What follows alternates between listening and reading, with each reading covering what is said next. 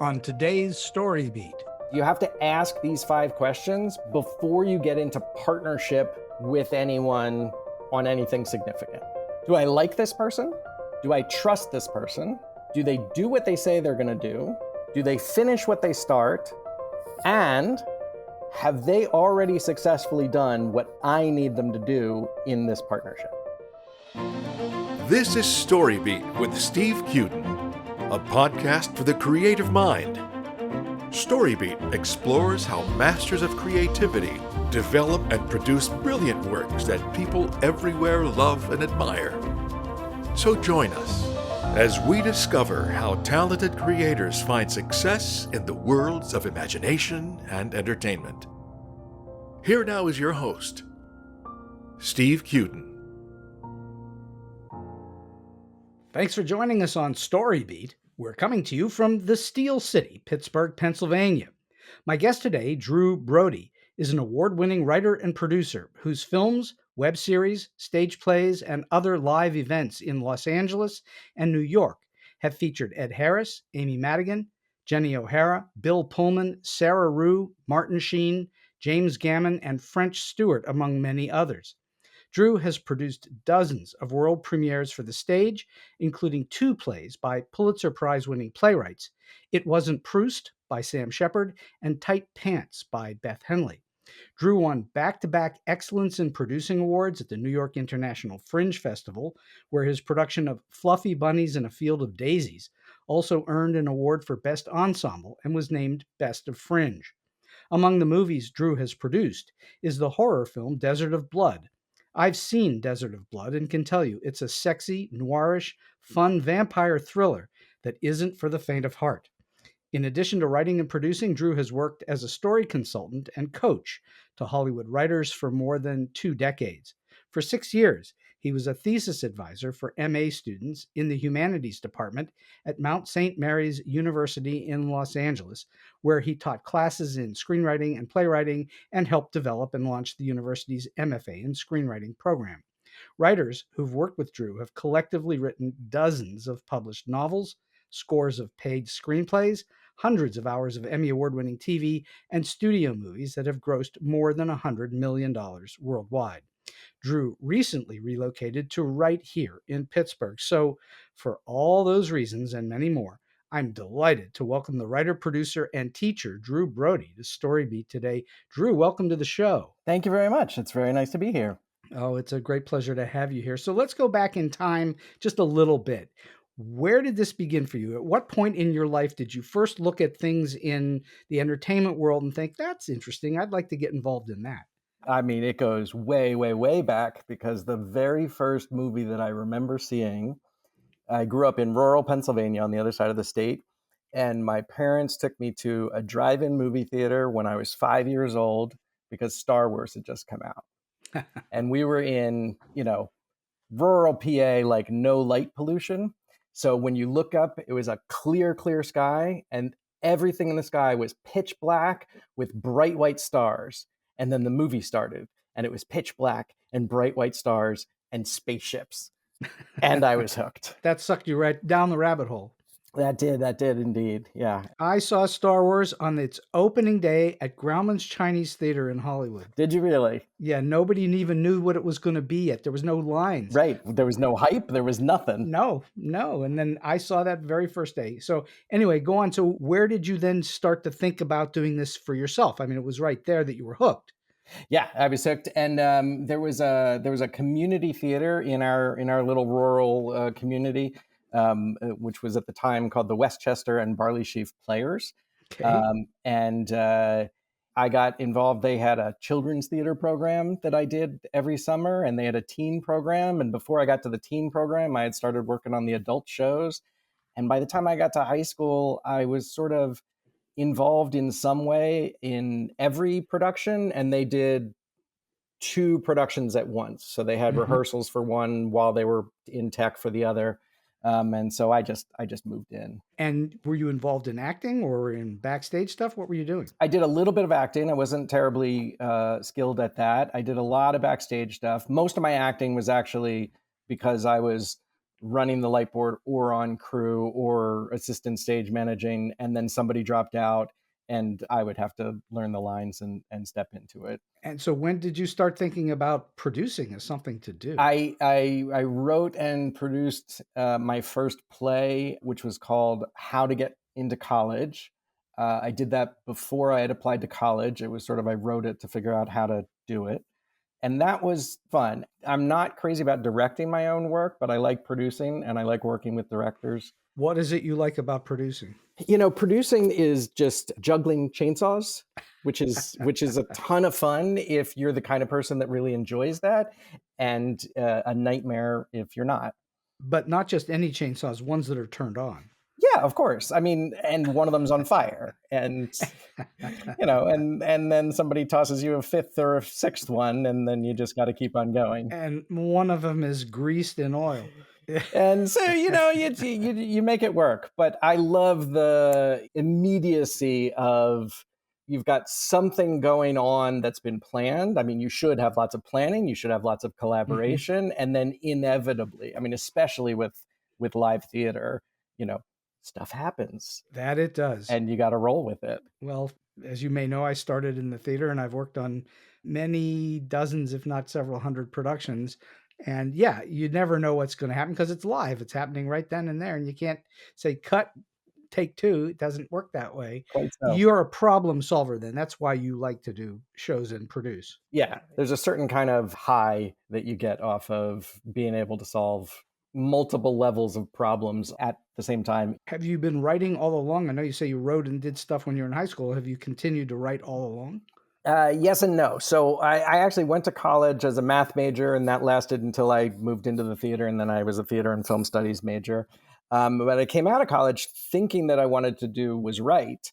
And I went to Paris and studied film for a year, and then I did my master's degree at what was at the time the best English language playwriting program in the world. It was David Edgar's master's in playwriting studies at Birmingham, England, which was an extraordinary experience. And probably most of the teaching that I've done is based on his method and his approach. What did you learn from doing that helped you as a producer? It's a good question. When I really fell into producing, it was because as a writer, I was writing in Los Angeles, which is the greatest place to put on theater in the world. There's something like 87 new plays every year. They had that 99 seat contract for a while. Equity waiver. Yeah. And you have the greatest actors in the country, if not the world, many of whom are desperate to do something of substance. If they're paid to do their pigeonholed particular thing. So you can find the most amazing actors to do theater. The only problem with theater in Los Angeles is there's no money in it and there's no audience. That's correct. And a lot of it are what are known as vanity productions. They put them on so that they can showcase themselves, and they're willing to spend $30, $40, $50, $100,000, whatever it is, to put a show on so that people can come see them actually work, so they can see, This is what I can do. Yeah, that reminds me. There was one production that I did at the Met Theater where I was a resident writer and then producer for a couple of years. It was a one-act festival to celebrate the 30th anniversary of the theater. And the theater had been founded by Jimmy Gammon.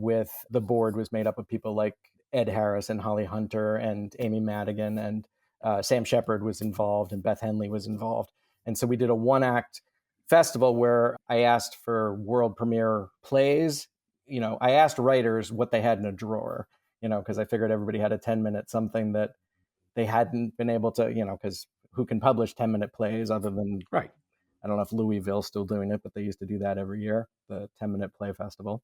But otherwise, you can't do, real productions like that. But I had this vision for celebration of 30 years of writing at the Met. So we put that together, and this is my favorite review that we ever got. Speaking to what you were talking about vanity projects, yes, the review essentially was saying, I can't figure out who's doing who a favor here. Because the writers and the producers and the actors, and it's all excellent. And, there was a hint of this feels like it should be a vanity project, but I'm not quite sure How that comes to be, no, it was a great. Well, the reviewers in LA are very, very accustomed to seeing shows that feature people that are either on their way up or they're somewhat famous. Mhm. They're used to seeing that, knowing that they're there working out their whatevers and trying to expose their career to other people. Completely. So they know that. So that's a great review. You wouldn't in Pittsburgh, I don't think you'd ever get that review. No. That was, and that was back when the LA Times sent people to review theater. Although they didn't. This was an off night show. We did Tuesdays and Wednesdays, and ended up outselling the weekend show. So tell the listeners from your point of view, Mm. what does it mean to be a producer? Aside from being a problem solver, what do you do? So, my friend Maida, who I produced with a little bit, she had a framing that she used for producers. Her framing was that producing is actually at least three completely different things. So she called it the finders, the minders, and the grinders. Hmm. The finder is part of a producer's job, and sometimes, as you know, often we'll collaborate with other producers so that we can get all of these elements. But on most of the theater things that we did in that 99 seat contract and on Desert of Blood, and there was I had to do most of this to some degree or another. The finder part is finding the material, finding the people, finding the money. So finding all the pieces that you need in order for it to come together. The grinder is what I think of as the person in the back room who's got the spreadsheets and the budgets and the contracts and is actually going in detail line by line and making sure, scheduling the shoot or scheduling the production or working with contracts, working with unions. That's the grinder part. And then the minder is where I think I've got my proclivities are more in that direction, which is just managing the whole thing from beginning to end. So you've got whatever the impetus is. For me, it's usually a script that I love, but sometimes it's a director who's got a project or an actor who has brought something to me. And from the moment that you read it, you can picture what it's going to be, ideally. But to actually get that to the finish line, as you know, there's 7,000 different steps to get there.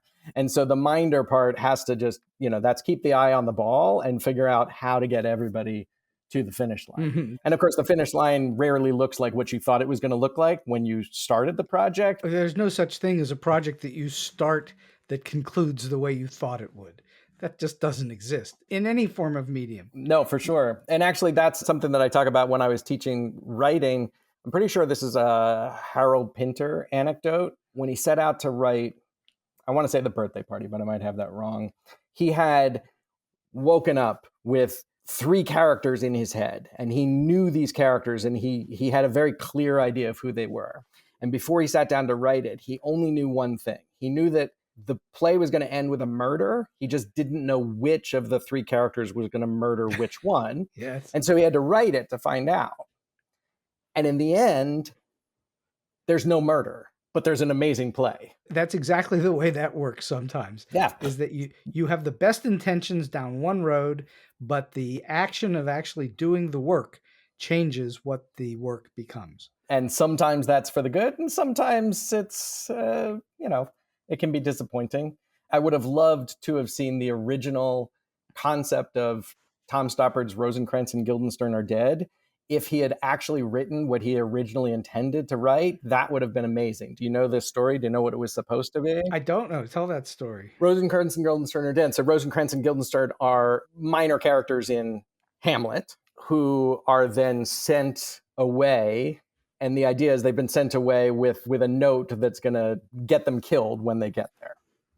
And Stoppard's original concept for this is they leave Denmark, they go across to England, they arrive with the note, and they're brought into the king's court, and they present this message to the king, and it's King Lear, who's already lost his mind. Yes. And the second act would be them in Lear's world rather than Hamlet's world. And I'm not sure he got off the boat with those characters, but he ended up with a play that he liked. I would really have loved to have seen what would have happened if they had arrived and met King Lear. Well, there are lots of people that have made movies and done theater where the end product is so different from what they started out to do. Completely. And then to go back to, what you're talking about with, the essence of producing to me is being able to keep your eye on the ball, even though the ball is moving. So you've got a goal in mind, and you've got to both keep the whole team focused on reaching that, and you have to be flexible enough to realize when things have shifted and it needs to be something else. Correct me if you think I'm wrong. I always look at it as the producer and the director are interpreting what the writer has written. Sometimes the director is also the writer and also the producer, but frequently they're three separate entities. Yep. And I think that the director is the ultimate interpreter of that. They have that vision. Yes. But the producer is helping that vision come to be.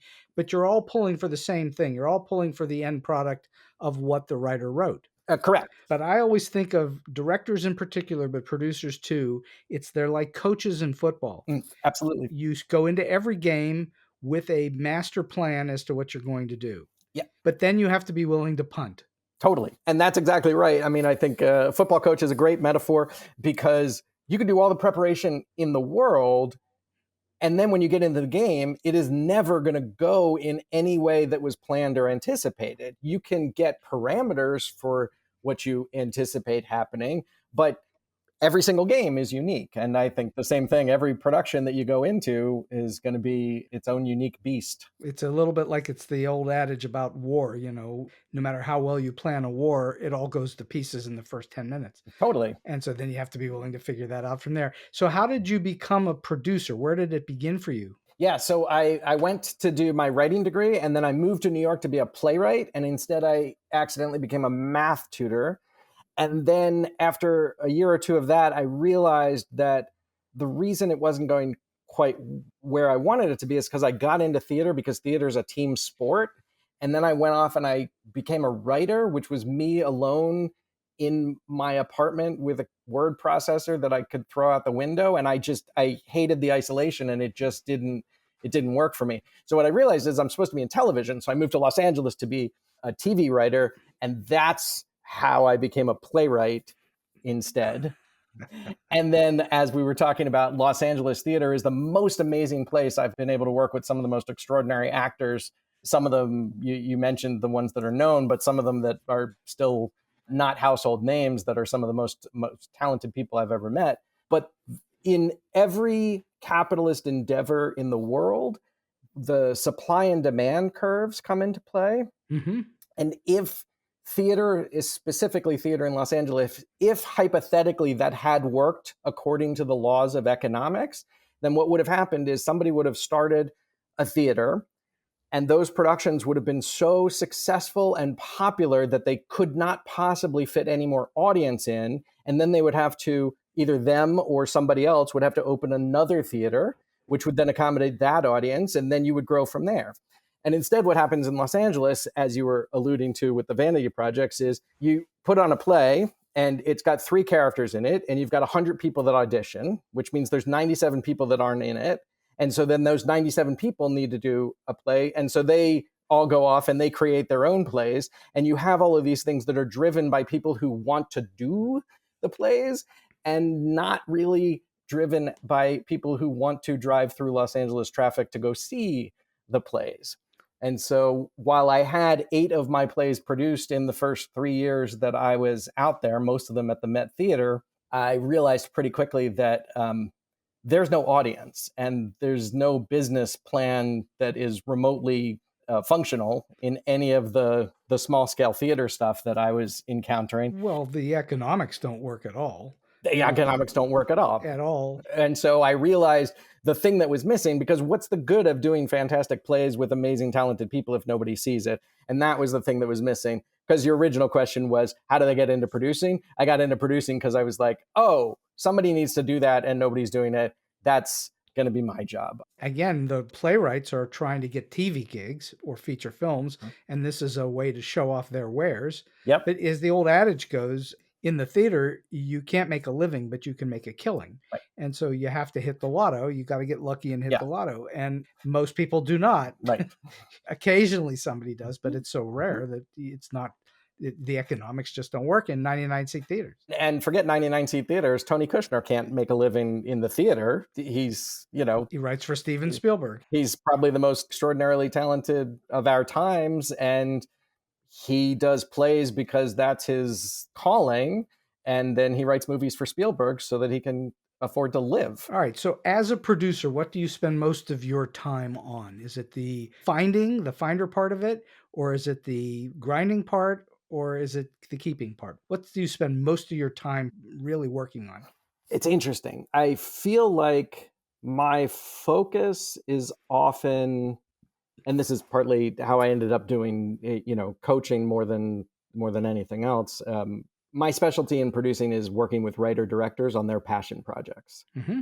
And so I would spend a lot of time with the director on the script, usually their own script, because especially when you get into film, the cheapest and best way to fix a film is to do it before you start pre-production. No kidding.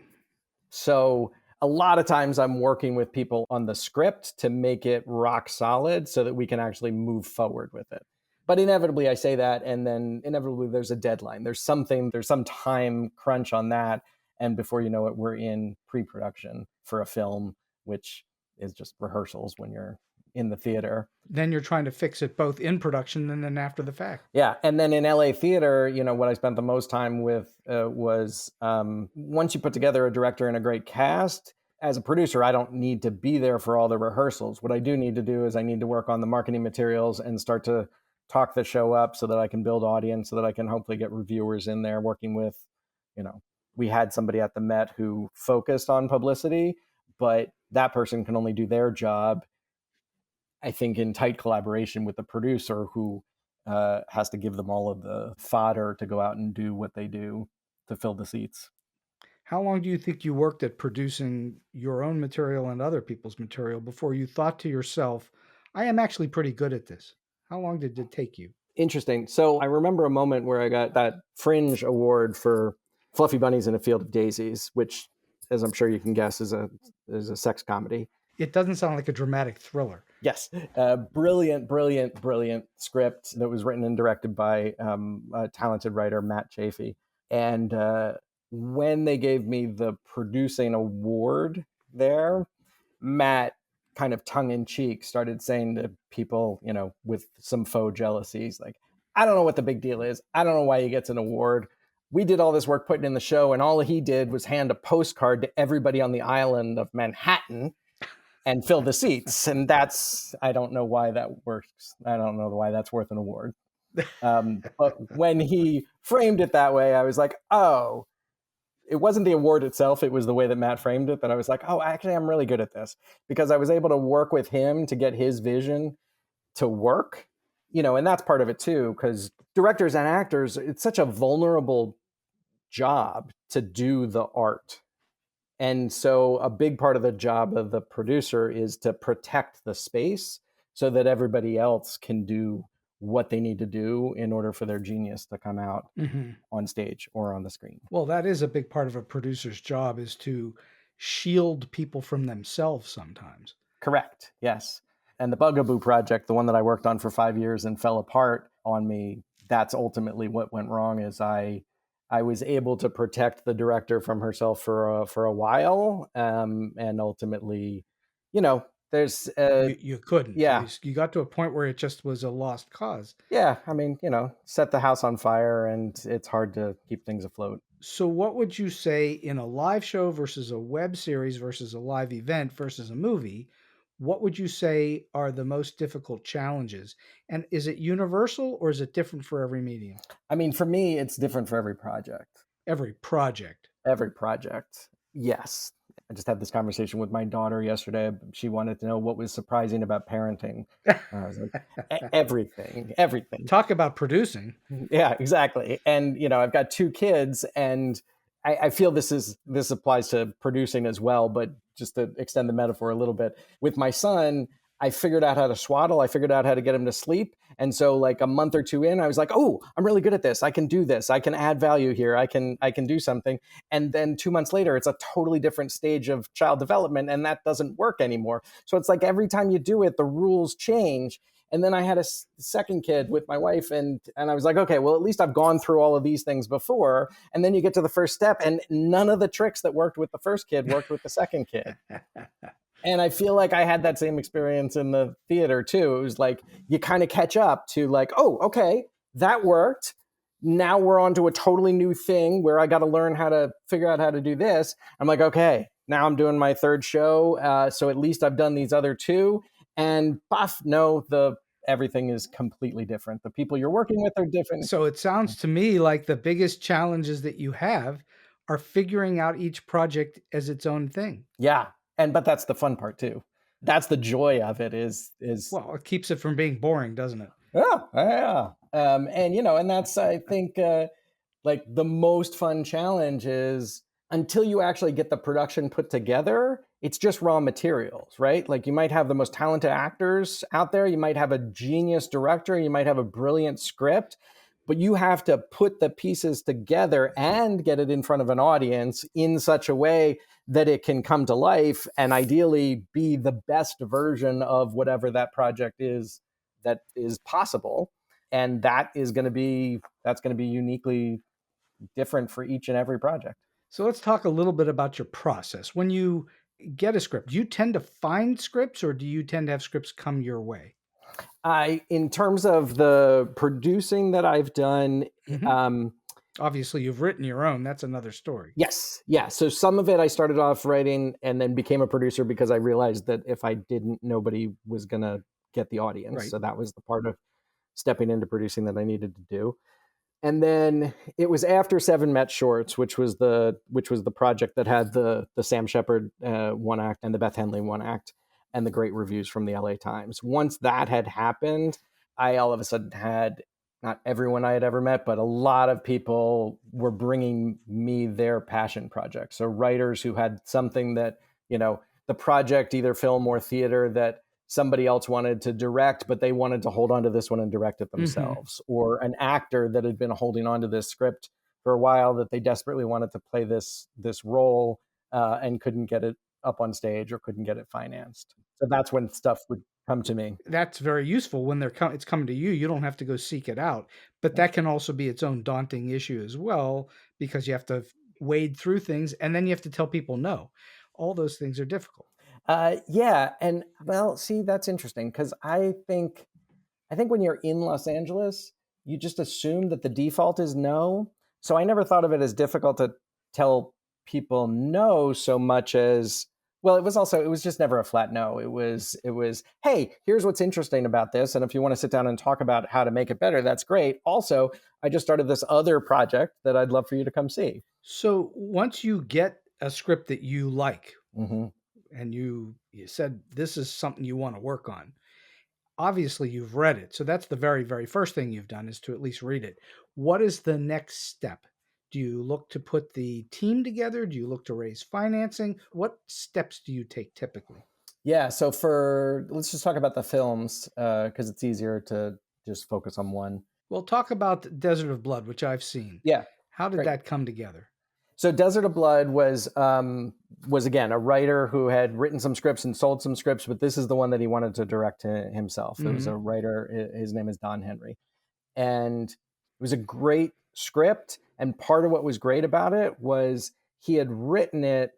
There was a family connection to this piece of property, and the property had 4 or 5 buildings, and then it was a couple hundred yards from what I later found out was the ruins, not of a church, but the abandoned set from a Hollywood production from 50 or 100 years ago of abandoned ruins of a church. But he had written this on a family vacation, and he wrote the whole movie, and the movie takes place in several locations, but you could see all of those locations from the porch of the one house. It was all on one property. And so then that became something where it was not only did I like the script and I like the concept for the script because it's got a real interesting angle on the monster is not really a monster. It's something, he's the vampire had gone off to try to raise money so that he could come home and, marry the love of his life, both of them poor kids from different cities in Mexico. And once he came back, something had happened and he had changed. And he didn't really know what that was. So there was some sympathy for the monster because it was this thing that had happened. And when he comes back, it's 30 or 40 years later. You've seen it more recently than I have. It's like 35 years. Yeah, 35 that he was buried underground, but is immortal. And so he's the monster, but also there's something interesting and intriguing about that character. And for what it was, which is a low budget genre film, it just had more substance than a lot of the other scripts that I had read and frankly, a lot of the other movies that I had seen. And then when he talked about the location, I was like, oh, this is like, you can just go and park the truck and put up the crew and we'll just shoot this direction today and this direction tomorrow. And that's in fact what we did.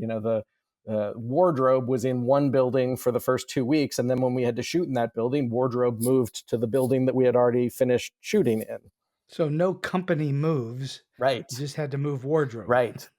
I mean, we had to, wardrobe and some other things, but it was really, we brought in the big box truck and we put people up in, a lot of people stayed on the set, and otherwise we managed to get a good rate for a cheap hotel that was not too far away that didn't ever have any business at that time of year, and we just bought out all the rooms. And so it was a 17-day shoot, although I want to say it was 15 days in Mexico and then 2 days at the nursery in Los Angeles. Again, family connection, somebody who ran the CNS nursery, which is a big plant store. Landscaping outfit? Yeah, there you go. Landscaping outfit that's in Los Angeles. But the rest of it was actually a really unique experience because there was nothing anywhere nearby.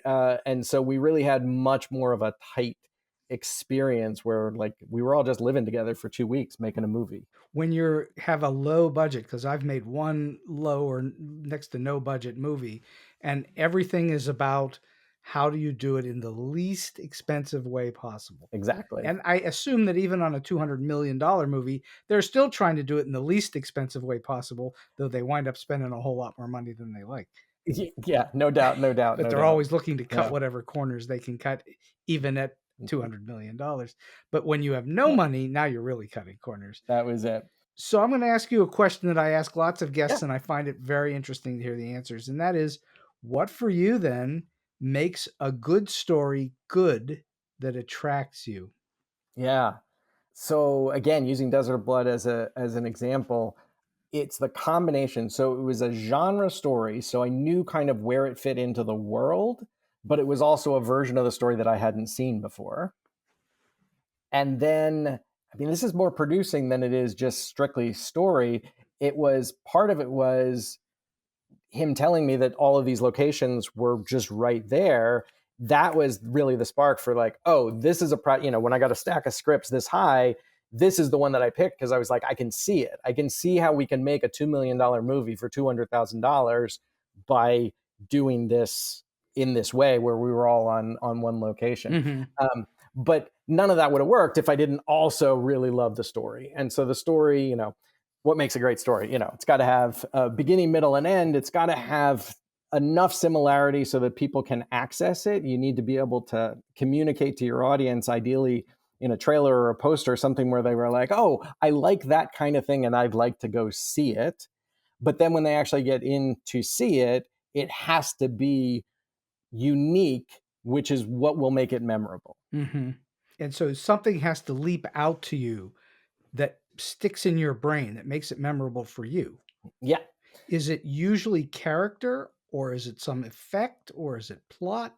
What typically strikes you? I fall in love, and this goes back to the way David Edgar taught playwriting back in England. I go to the scene.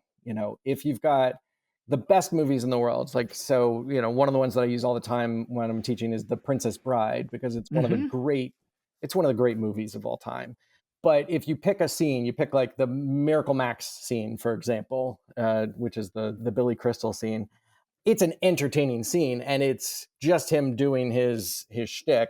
And there's a longer story on that, but that's the only scene where somebody got seriously hurt, and it was Mandy Patinkin cracked a rib because he was trying to hold in his laughter too much. I've had the great good fortune here in Pittsburgh in Munn Hall at the Carnegie Music Hall to, following a screening of The Princess Bride, interview Cary Elwes live on stage Fantastic. for an hour. So yeah, he tells lots of great stories in his book about doing Princess Bride. Yeah, and that scene in particular where they kicked him off the set. They kicked Cary Elwes off the set? Yeah, they kicked Rob Reiner off the set first, I think, and then they... Oh, that's because they were all laughing too hard. They couldn't. Correct. Yeah. Correct. But Mandy Patinkin couldn't be because they needed him there for the reactions. Yeah. And he's a professional and he knows how to be a professional. So he held character and literally cracked a rib. Cracked a Literally rib. cracked a rib. But my point is, so that scene is a great scene in and of itself. It's just fun, right? There's like great memorable characters and there's great lines in there. But also there's conflict and there's plot that happens. They come in there, they need this guy, and the only problem with it is that he's dead. So their goal is to get him to be not dead. That's the scene. Well, you've left out one little minor important thing, and that is that Sure. Billy Crystal was improvising through the whole thing, and they were cracking up at his improvisation. Correct. However, even if you read the original book, there's still an essence of this in here. Sure. And then what Rob Reiner did really is added a whole other layer of character. I mean, you can tell in all of his movies, he loves his characters. And that's what I'm looking for too when I read something, is if I can fall in love with the characters, that's great. But I wanted to talk about that Miracle Max scene specifically because what I realized, because I used to think of this as a great scene, and I've got rules, like here's what makes a great scene. You know, it's got to be entertaining. It's got to have a good beginning, middle, and end. It's got to fit the genre. All of that is fine. But beyond that, if you're going to have a really great scene, it also has to advance the plot. And the one that sometimes people miss is it also has to tell the audience something about the characters that we didn't already know. Mm-hmm. And like what you were saying, I always thought of it as like, well, it's mostly just fun because Billy Crystal is improvising and he's hilarious. And then I'm pretty sure it was my daughter who pointed out to me, because I was talking about that scene as like, well, that's great, except it doesn't reveal anything about character. And then we had a conversation, and after this conversation with my daughter, I realized she was right. It does, because I don't know how well you must know the movie, and I'm going to assume that the audience knows the movie as well. Up until that moment, Mandy Patinkin's character, Inigo Montoya, is just out for revenge. And he's an extraordinary actor, which means he's not one-dimensional, but the character itself is really just looking for revenge. But in that scene, you get who he is. It's not new. When he's lying about what the thing is, and he's talking about, oh yes, you know, this poor, his kids are sick and his wife is dying, and you know, he's just making stuff up that he thinks is going to sound noble. And none of that works, and Miracle Max turns him away. And then they do the thing with the blowing air into the bellows. The bellows, thank you, that's the word. And Cary Elwes' character says, "True love." And at that moment, you see Mandy Patinkin's eyes light up. And that's the first moment that he gets excited about something. And he's like, that's it. That's the reason. That's true love. You can't ask for anything more noble. And the character that we knew before that scene was not a character that you would have thought, you know, what's going to really turn him on is somebody really on a quest for true love. But when we see that in that changes everything. And that from that scene on, he's now the protagonist. He's pushing the story forward. And he has won the audience over because he's not just out for vengeance. He's also got this noble heart. So that's the reveal of character that we get in that scene. Mm-hmm. And so the combination of it's a great scene in and of itself, but it also advances the plot. It brings our Wesley back to life. But most important, it reveals something about that character that makes him one of the great characters Which do you prefer working on? Do you prefer working in the theater or prefer working on film? I don't. It just depends on the project. Honestly, I love working on whatever is going to work. So I loved working on Desert of Blood, and it was great when we actually got onto set and it was working. Everything that I did in theater was fantastic. When that play did so well in Los Angeles that we ended up bringing it to New York for the Fringe Festival, and then it was a hit at the Fringe, that was great. And the process of making Shakespeare's Henry IV, which was our Martin Sheen Shakespeare adaptation movie, the process of working with the director and pulling together cast and trying to figure out how to get financing for this beast of a play, this great Shakespeare play that had never really been adapted for film because it's a 9-hour 2-part monstrosity, which you had Dakin Matthews on as your guest. Mm-hmm. Dakin Matthews was the dramaturg, although after listening to his episode, I rethought some of the stuff that went wrong before. I believe he actually was more responsible for the script than the credit indicated, and that maybe it would have been easier if we had had him more involved in the rewrites. We would have gotten that. Well, he's a genius Shakespeare scholar. And specifically his legacy project, the thing that's going to outlive him for 100 years, is his stage adaptation of Henry IV, which is the same thing, is taking this 9-hour 2-part monstrosity and pulling it together into one evening that's a coherent story. And that was fantastic. And I loved working on that project, through making the proof of concept with Martin Sheen, through the casting, through finding financing, which we did. And it was so much fun right up until it completely fell apart. And when it completely fell apart, that was devastating. As it would be. You put your heart and soul into something. Right. So what's my preference? The things that I love the most are the things that actually are working. Well, right up until they don't. That's everybody's love. That's not unique to you. Yes, but I work with lots of writers. Often the TV writers that I'm working with, they've got me helping them to structure and work on their first novel. Mm-hmm. And I'm not a novelist, but working with a writer on their passion project, whatever it is, film, theater, book, that's the part that I love. Well, let's talk about that for a moment. Making movies, making theater.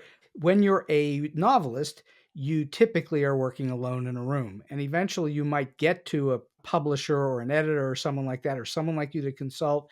But usually you're working alone in a room. Yeah. But making a movie, making a show, anything like that requires some form of collaboration, if not a lot of collaboration. Completely. And that's the best part. That's the part that you like. Is that what you're saying? Yeah, which is what I was saying before. I got into theater because it was a team sport, and then I accidentally went and became a playwright, which was miserable being alone in a room. So what makes a good collaboration work? So we talked a little bit before we started the episode about the nature of collaborative writing. And I've done it so much as a script coach, consultant over the years, working with writers to help them make the best of their work, that I had gone away from writing. But recently, since I moved to Pittsburgh, I'm now writing a project with Mike, who was on the show with you, and I'm working on a different project with Chris Pearson, who also had an episode of the show. Oh, wow, yes. So Drew is talking about Mike Bazzelli, who's also been a guest on the show, and Chris Pearson. Chris Pearson, correct. Yep. And what Chris and I figured out, Chris and I have known each other for, I can't remember how many years, 20 some years. He and his wife officiated my wedding. Oh, wow. Which was 19 years and 11 months ago, because I got to go get an anniversary gift this weekend. I'm glad we could remind you. And what Chris and I have figured out recently, and we're still working on this project, we haven't finished it yet, but after all of these years, we're finally writing something together. I'm angry that it didn't happen sooner, because he is one of the most amazingly talented and prolific first draft writers. He writes things that are like outstanding, amazing out of the gate. And what I didn't know about him is he hates rewriting. And I, as a writer, hate blank paper. I forget whose quote it is, and it's misascribed, but there's a great quote about writing. Like the gist of it is something like, people say writing's hard. Writing isn't hard. You just stare at the blank white paper until the blood starts to drip from your forehead. Oh, you're talking about Ernest Hemingway. See, I think it's misattributed to Ernest Hemingway, and He's quoted all over the place online, completely. where he says, "There's nothing to being a writer. You just sit down, open a vein, and bleed." Yeah, there exactly. And that's me, but I love digging in. I mean, it's what I did when I was working with writers on their projects. I love digging in and trying to figure out how to solve the problems that are there in the first draft, and how do you get that to a finished project. And I also focus on plot and minutia, and how do you lay pipe for the payoffs that happen in the end. And Chris is naturally gifted and does all of that in his first drafts somewhat, but actually the conversation where you slow down and sit with it and dig in, that's my forte. And so we complement each other. What do you think collaborators should do to make their work successful, to make their collaboration successful and the work? Yeah, I mean, the collaboration successful is it's like a marriage. You're going to be working on something whether you like it or not for an extended period of time. Collaborations in theater do not happen on a weekend and then end. You're No. working on a project together. No. If it's going to be a successful project, you're probably tied together for something that counts in years more than weeks. And so, this collaboration with Chris is working because we have nice complementary skills. And the part that I hate the most is the part that he's best at. And the part that he hates the most is the part that I love and that I'm best at. Well, that's a good collaboration. That is a good collaboration. A complementary relationship. And I think that was true, as I said, as a producer, my specialty was working with writer-directors on their passion projects. Writer-directors have a singular vision, and sometimes that can be great. And sometimes they can get stuck and isolated. And it's such a vulnerable place to be an artist, that it's often hard, especially with writer-directors, for them to crack that open and let somebody in, because you're always worried that somebody's going to take it over or take it the wrong way. And that's, I think, what I guess a strength of my collaboration in those kind of relationships is my goal is to help them realize their vision. Mm-hmm. Well, a writer and a director may get lost in the forest for the trees, that old cliche. Mm-hmm. And when that happens, they sort of remember in their mind's eye, I know it's happened to me, you sort of remember why you started the thing in the first place and what made it great for you and what your joy in it is and what it is you want to accomplish with it. And then you've lost your way a little bit and you can't quite see the whole picture anymore. And so somebody else coming in might either help you or throw you for a loop. Right. One of those two. Right. And so there's fear in the being thrown for a loop. Right. And that, I'm going to change my answer earlier when you said, Sure. How did I know that I was a good producer?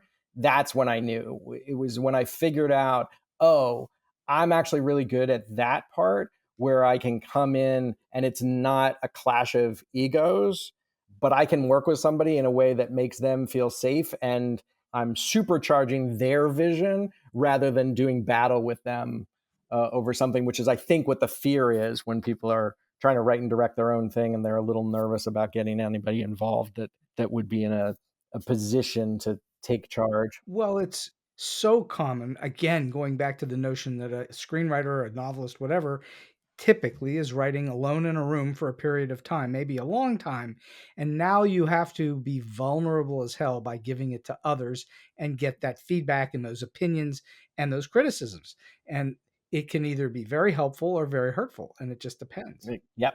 Yeah, exactly. And, and if you're doing, especially on the passion projects, but really anything that you're doing as a writer is such a personal, it's a vulnerability. It's really nerve-wracking to put that out into the world in any way, but especially before it's done, right? Yeah. Sure. If you've gotten to the place where it's like, okay, now I'm ready for an audience, it's because you've gone through a process to get it where you feel, ideally, unless it's just because it was on the calendar and you have to go up, show must go on and all that. But, ideally, like by the time you get in front of an audience, you have a certain amount of joy and confidence that this is the version that you want to tell. And then you're still vulnerable because, well, now what if the audience doesn't react the way that you want them to? But even before you get there, before you get to the place where you can say, ha, this is it. This is the project. This is the best version of this that I want to send out. You have to get there. And trying to find people who can give you feedback that you really trust is hard. It's part of what I think people have trouble with network notes and studio notes on TV shows is it's entirely possible that the notes are good, but the relationship between writers and networks or writers and studios is often not one of trust. It's sometimes adversarial, or it feels adversarial to the writer. That's right. This is a good segue into what is your philosophy toward both giving notes and receiving notes? Yeah.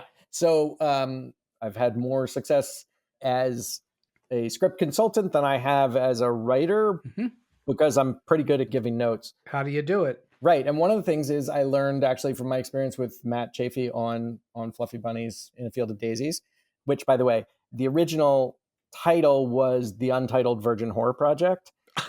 So if you could just picture what the play is that was called The Untitled Virgin Horror Project and then became Fluffy Bunnies in a Field of Daisies, you probably have the right idea of what the tone is of that thing.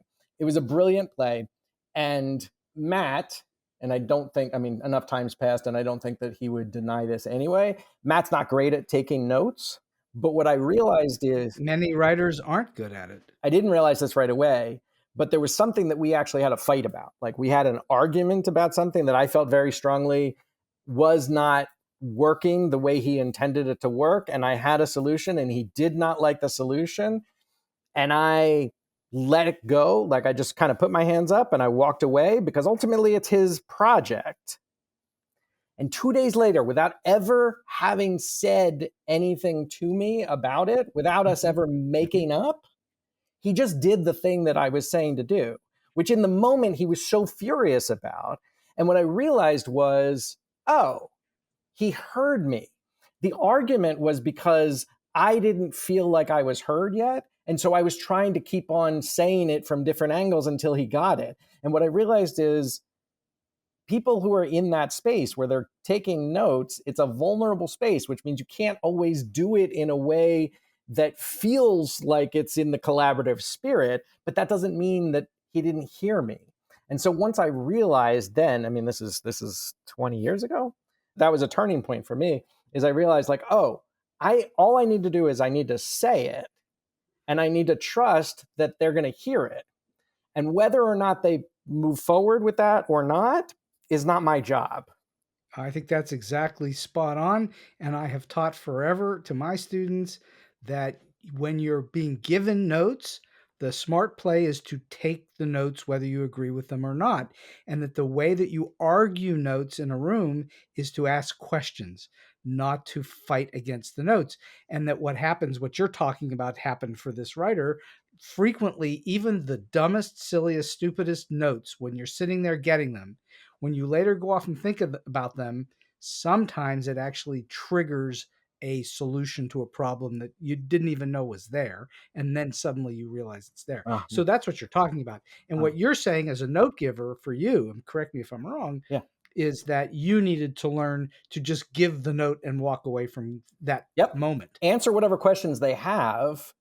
But if they're just pushing back on it, just let it go.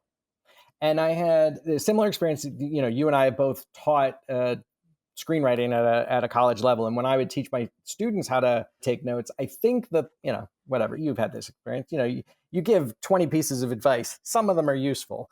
This is one that I think was actually useful. What I would tell them in terms of taking notes is if somebody's giving you a note and they're trying to tell you how to fix something, and the thing that they're trying to tell you to do is the most inane, pointless, dumb, counterproductive thing ever, ignore what they're trying to do to fix it. But the most important thing in that moment is there is something not working in that. And the person giving you the note might be saying the wrong thing that's wrong. And honestly, more than half the time are probably giving you a solution that's the wrong solution. Mm-hmm. But if you get hung up on what they're wrong about, then you're missing the point. The most important thing is like, okay, there's something in that part of that scene that isn't working. So just go away and take a look at that and just know there's something not working. You don't have to fix it the way that they said, but you do have to look at where your script is not working. The note giver has what they call bumped on something. That's it. That's and it. when they've bumped on it, even if the note is awful, exactly what you're saying is right. It's a moment to consider, what did they bump on? Their solution may not be useful, but the fact that they bumped on it is something to think about. Totally. I think that's very, very useful. I have been having just the most fun conversation for 1 hour with Drew Brody, and we're going to wind the show down just a little bit right now. And I'm just wondering, in all of your many wonderful experiences, can you share with us a story that's either weird, quirky, offbeat, strange, or maybe just plain funny? Sure. I've got two. And actually, I'm not sure that this is funny or if it's just me bragging on my son and being Papa proud. So my son Isaiah is a filmmaker, and he finished his first feature film, which he's right now. He just flew into Toronto for a film festival. And when he was doing that, I intentionally stood out of the way, and I did not get involved. I later, after he was finished, came on as a producer and helped him in post. But, that's a parenting philosophy: get out of the way. And which is advice that I would give anybody as a parent, is give the kids the structure and then get out of the way and let them do what they're going to do.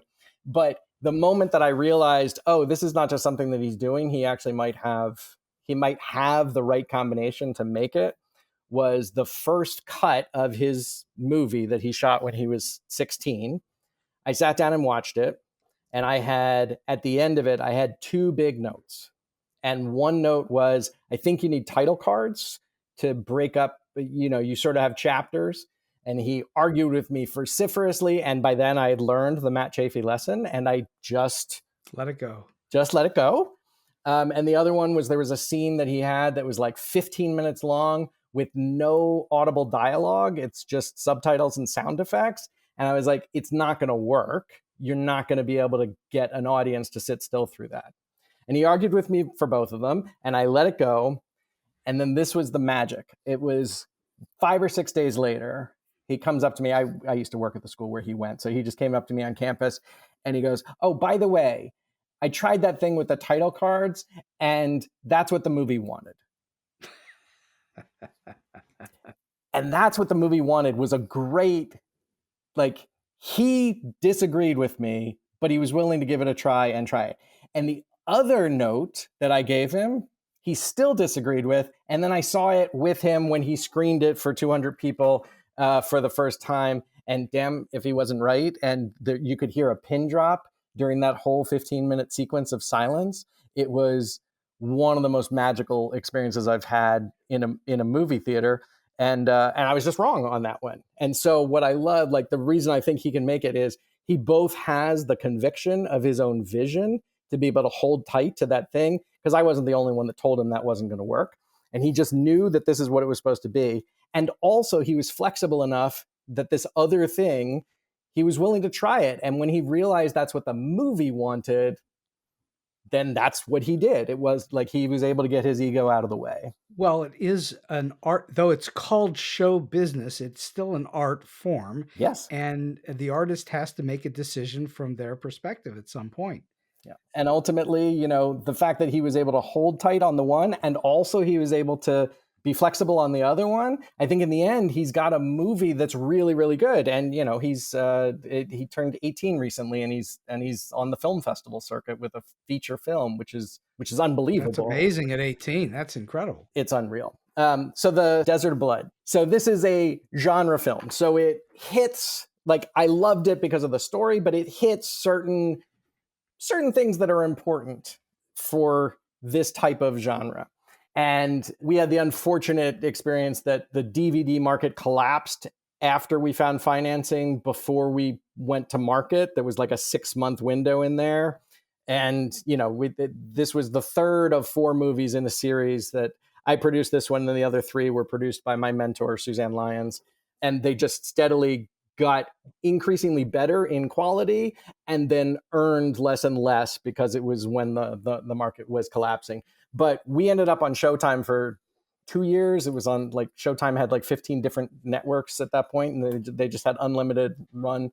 And the way that happened was just, the way that these things sometimes happened. It was a friend of mine had a friend who was on the acquisitions team at Showtime. And so he asked me if he could broker it and bring it in. And I said, sure, because we hadn't sold it anywhere yet. And this is interesting because I didn't know how this works, but I imagine it's sort of the same way that the college admissions work. So the woman who brought it in, there's a panel, and I guess they met like once a week to talk about all the projects that had come in to decide which one the network was which ones the network was going to buy and which ones they were going to pass on. And so everything's been seen by at least 2 or 3 people at the table. And then they go on and they've got their notes. And so they go along and it's like, okay, this is the project. So we're going to talk about Desert of Blood now. And let's talk about what is it and what's the pros and what's the cons and what's your recommendation. And when it came time to do our movie, I'm told, because they were willing to share this with me and I love this story, so I was totally willing to hear it. I'm told that the 3 people that saw my movie all disliked it, all strongly recommended that the network pass on it. And they had all of these different reasons that I'm sure were completely valid. And then having done that, they moved on to the next project, and they're just starting to talk about the next project when the guy at the far end of the table, who clearly must be the guy who's in charge, says, hang on, go back. Was that female nudity? And that's how Desert of Blood ended up on the air for 2 years. Because there was female nudity in it. Because there was female nudity in it, and that there's very definitely female nudity in it. There's in the very first scene, and I think maybe one other time, but like we got it right out there so that we know we got nudity and we've got gore right in the first couple of minutes, specifically because that's what you need in order to sell this as a genre film. Were they running it late at night? Was it a late night? It ran because we gave them an unlimited, play it as much as you want on all of your channels for a very low amount of money. They just ran it over and over and over again, all kinds of times. Mm-hmm. So this is people I went to high school with were like, "Oh, I saw your movie." I think it's like 2 p.m, and I always love the "I saw your movie." I think yes. You just never know. So that's the fun story. So last question for you today, Drew. You've shared with us a gigantic amount of advice throughout this whole show, but I'm wondering if you have a single piece of advice that you like to give to those who are starting out in the business, or maybe they're in a little bit trying to get to that next level. Yes, I'm going to give advice that's going to apply to all kinds of different things. And it's the best advice I have gotten in the business. And this is courtesy of another mentor of mine, which, side note, get mentors would be a good piece of advice, but that's not what I'm going with. Absolutely. Mark Zickery, who is an extraordinarily talented writer, producer. He and his wife, both, who are also very much a give back, community building kind of couple. His wife is named Elaine. His wife is named Elaine, and they are both fantastic, terrific people. He gave me this advice, and I now share it, and I just call it Zickery's 5 questions. So the idea is you have to ask these 5 questions before you get into partnership with anyone on anything significant. And here are the 5 questions. Do I like this person? Do I trust this person? Do they do what they say they're going to do? Do they finish what they start? And have they already successfully done what I need them to do in this partnership? And the magic trick is the answer to the 5 questions, the answers don't all have to be yes. But you do have to know what the answers are before you get in. And this is what got this movie made. So the way that I applied this advice, and I'm so grateful for it, I had been given several recommendations for line producer, post-production companies, these teams that do all of that, line producer, post-production, production manager, post-supervisor. It's sort of a team. The team that did it for us was 2 guys, Scott and Ron. And I'd gotten a couple of different recommendations and I'd set up these interviews, including the interview with them. And right before I went in with them, they had done, I said there was 4 in that series that Suzanne Lyons produced 3 of them. They had just done her last movie. And when I talked to her before I interviewed them, I got the most passionate non-recommendation I have ever heard. She gave me all of the terrible reasons why I should absolutely never, ever hire these people. And she went through everything. And, one of them is a pathological liar and the other one never says anything, which means you can't get any commitments. And, and it's terrible because he promised this and he promised all of it. But I just had this conversation with Mark about the 5 questions. And after I met with them, I went through the 5 questions. Do I like these guys? Fine, I can get along with pretty much everybody. They're great to go out and have a drink with in the evening after you've done a long day of shooting. So I like them well enough. Great. Do I trust them? Well, based on the recommendations I got, no. Because one of them's a pathological liar and the other one won't ever say anything, so you can't hold them to anything. So do I trust them? No. And that's kind of a problem.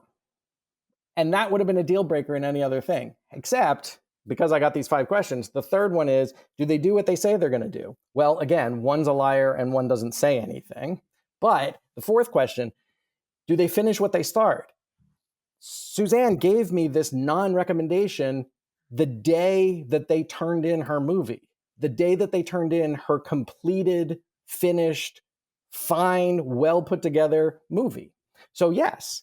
And also, have they already successfully done what I'm asking them to do now? And this was the important thing, because I realized in those 5 questions that I, as a first-time film producer, I was a no on that 5th question for anybody who was going to partner with me. And therefore, I couldn't afford to have a no when I'm hiring other people, because I'm already the no. So the most important thing is I needed people who had already successfully done this, and I needed them to be people who finished and turned in the movie. And therefore, I was willing to not just overlook all of that stuff. I made a conscious choice not to go with people I liked and trusted better because they were a no for that 5th question.